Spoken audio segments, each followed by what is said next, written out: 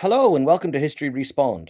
This week I want to talk about Assassin's Creed Shadows, a 2025 Ubisoft game that is the latest in the Assassin's Creed franchise and also finally the Assassin's Creed game in medieval Japan that some of us used to talk about and dream about and think about and so on. I'm going to talk today as an historian, and as people may be familiar with the channel might know or may have heard me talk about before, I am kind of an expert in East Asia more broadly. I'm a modernist in my research, but I teach in East Asia, so I really like kind of focusing on, East Asian games.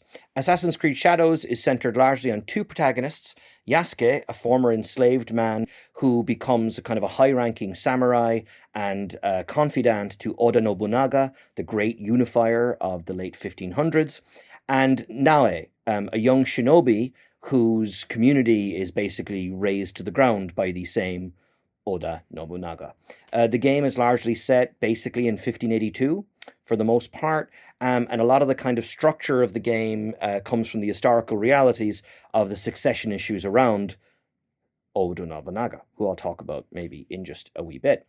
Towards the end of the video, I'm going to talk a bit more about kind of the game more broadly and the open world kind of element of it, and maybe compare it directly to Ghosts of Tsushima a little bit, which I think is kind of a good comparison. I haven't played Ghosts of Yote yet, so I'll have to play that at a later date and maybe talk about it. But before that, there's really two things I want to talk about primarily. I want to talk about Yasuke, kind of how they've written him, how they're using him and everything else.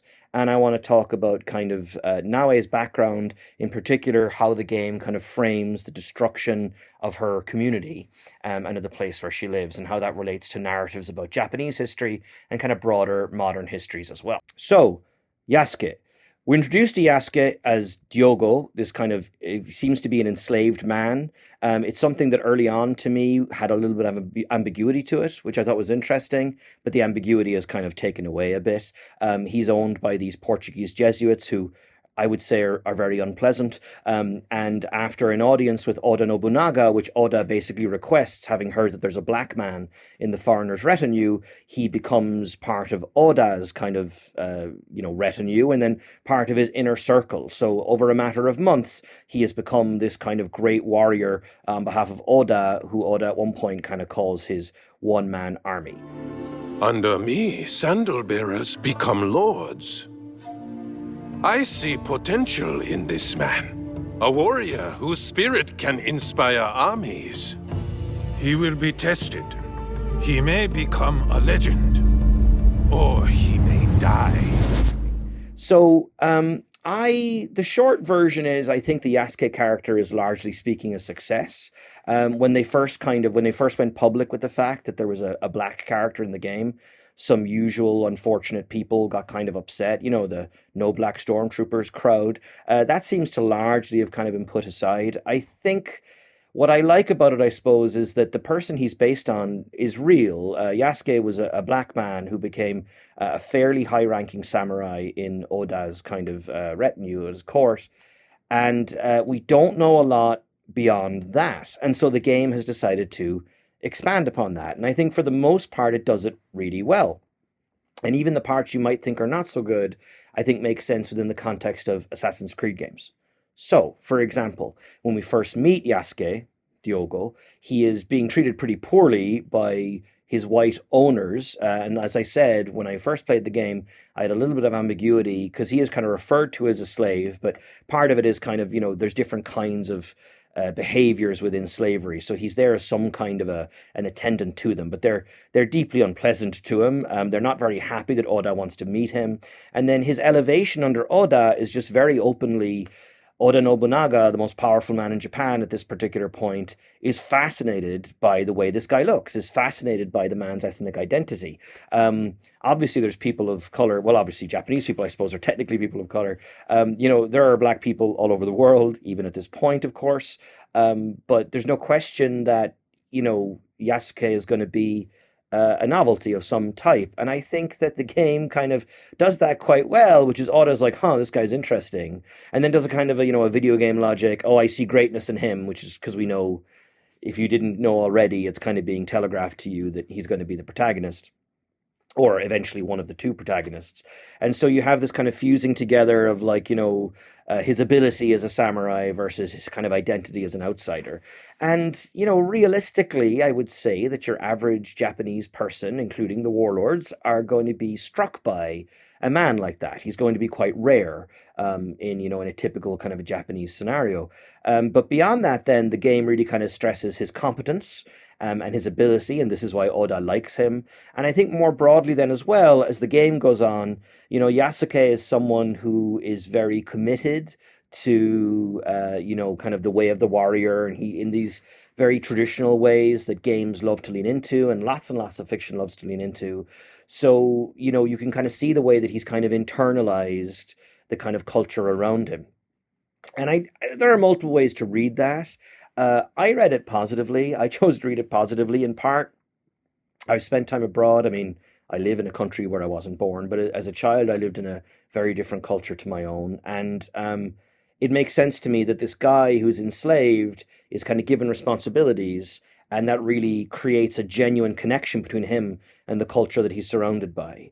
At one point in the kind of middle of the game, they're hinting pretty strongly at almost like a Sense and Sensibility style forbidden love relationship between him and a prominent woman, in kind of Oda's kind of, larger / inner circle. And I thought that was interesting. And they kind of did it, video games always struggle with romance, but, his race doesn't kind of come into it in that way. And so it would make sense to me that the people this guy is interacting with on a regular basis kind of accept him and kind of see him as someone who's kind of engaged in this kind of community. There are other times in the game where his blackness, his quote unquote alienness, I think is more pronounced. But I like that they don't overdo it for the most part. Having said that, I mean, it's very difficult to talk about how to present races, I suppose, in these kinds of contexts. For example, I think some people might be a little concerned that Yasuke is kind of a bruiser type character. His playstyle is very aggressive and he kicks people very far away and he uses his body a lot. And so I could see people being a little concerned about kind of the coding of black bodies in that. I hope I'm not being too generous, but I feel like it's so refreshing in the context of an Assassin's Creed game that in that context, I get it. It actually makes me like the character more. The character is really fun to play. And when you kind of are able to unlock both characters and switch between them as needed, and now Naoe is up on the top of buildings, kind of, death from aboveing people, Assassin's Creed style, and Yasuke is walking in going, where are all your fighters, and just beating everybody up. For me, the game really shines then. And so I kind of see Yasuke in that kind of context. And where he gets more maybe cliched for me is not related to his skin color. It's related to kind of the classic, I'm doing my kana, I'm being taught this stuff by the warrior, which is fine. It's not necessarily inaccurate or wrong or anything like that.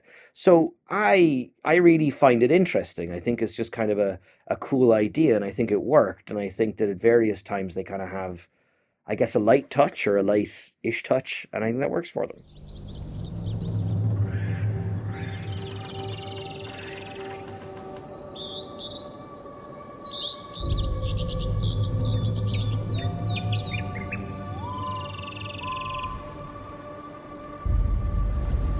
Is it hard for you to be here with me? What do you mean? When you and I were first here. No. We've all taken actions we regret while wearing the cloaks of loyalty. All of us. Secondly, we have Naoe. So Naoe, I think she's kind of a fairly well-written and interesting character. I think a lot of the characters are quite well-written.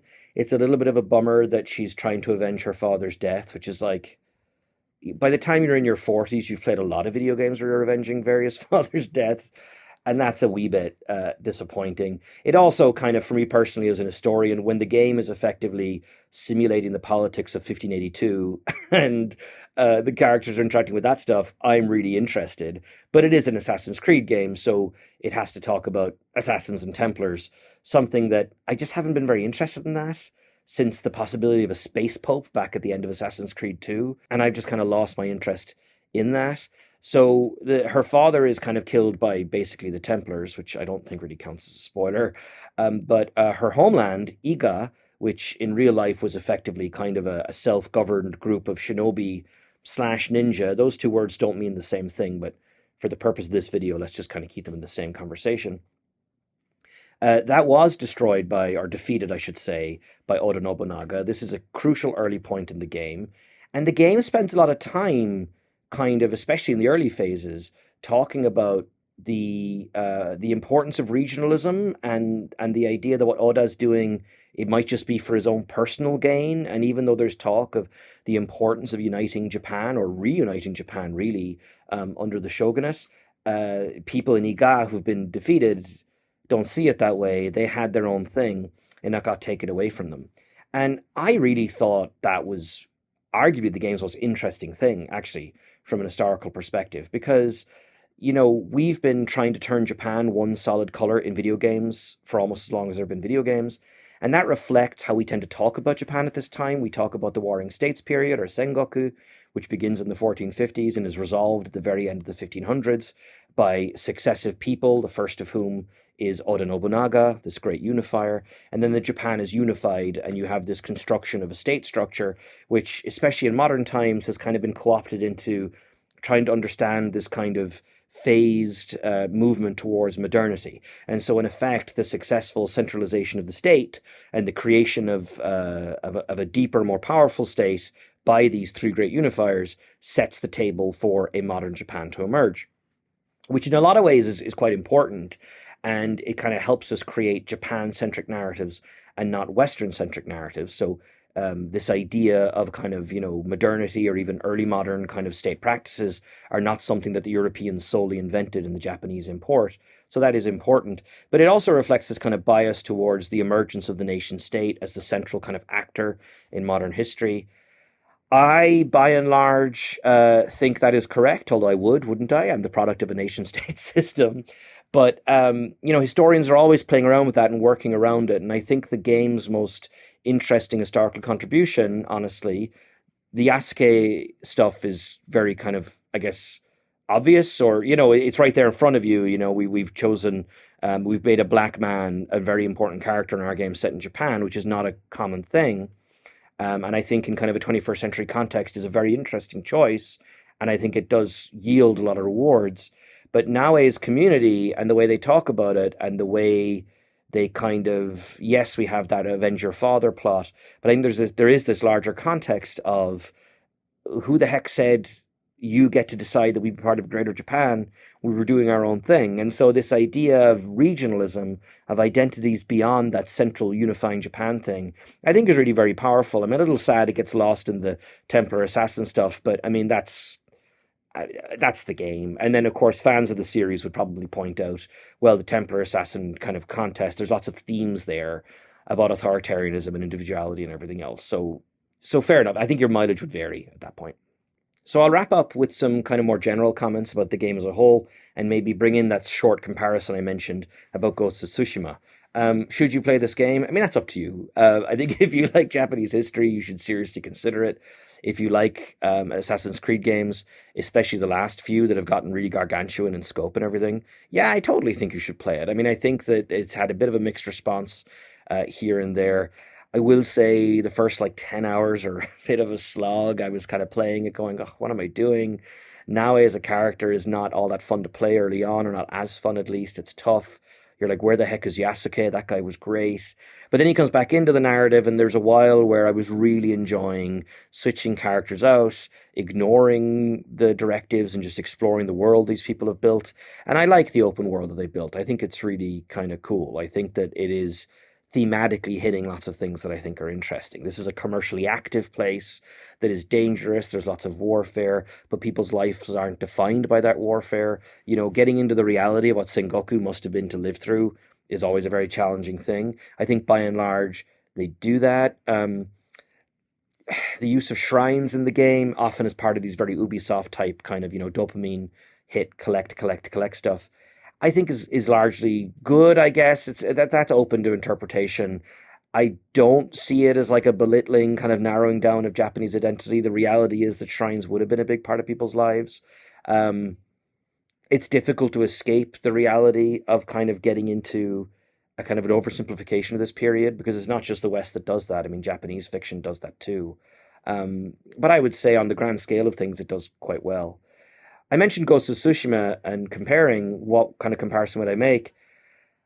I enjoyed Ghost of Tsushima more, I think, and that might just be personal preference, of course. But there is one way I think that is worth bringing up, one kind of key difference, which is Ghost of Tsushima, despite its own claims to be authentic or whatever, it isn't authentic. I mean, this is a game that has a grain filter so you can more closely emulate Akira Kurosawa films. So as much as some people might talk about Ghost of Tsushima and historical accuracy and everything else, I think that game's kind of secret sauce is that it's not really trying to be accurate. It's trying to be accurate to a feeling, to a vibe. It's trying to be accurate to a sense of how we celebrate or enjoy this idea of medieval Japan. And so I think there's a kind of a romance to that game that, and I think this was a little bit of a fluke, because I don't mean that in a bad way. I think it's a fluke produced by lots of hard work, where Ghost of Tsushima just kind of has a little bit of, play. It has a little bit of leeway. It doesn't have to be like super accurate to be okay or to be acceptable. I think Assassin's Creed Shadows is a little bit trickier territory in that way, and although it also has spiritual elements and everything else, I just think that worked better for Ghost of Tsushima. But to be honest, if you like Japanese history and if you like video games, particularly action video games, you should play both of them, frankly. By and large, Assassin's Creed Shadows, from an historian's perspective, I think it's interesting. I mean, if a student came to me and said, I'd like to write a paper about this game, I would work with them on how to frame that and how to bring in, peer-reviewed readings and everything else. But I think there'd be stuff there that they could do. I think the game has produced characters, has produced settings, has produced plot points that you could really get into and work around and think about. And so I really liked that about the game, and I am very glad they made it. And you should definitely, if you haven't checked it out by now, if you like Japanese history, I think you should think about it. So that's me for today. I'll be back again next week with another game. I'm kind of rolling around a few in my head. If you enjoyed this, I hope you did. Please give a thumbs up and like. Consider subscribing if you're not already subscribing. If you don't know what History Respawned is, we also have a podcast which has not yet been revived in the way the video series has been revived, but we have lots of great content here on the YouTube channel, and you can find us wherever podcasts are made for a lot of good stuff in the past. And feel free to leave a comment below and say hello. It'd be great to hear from people. Thanks.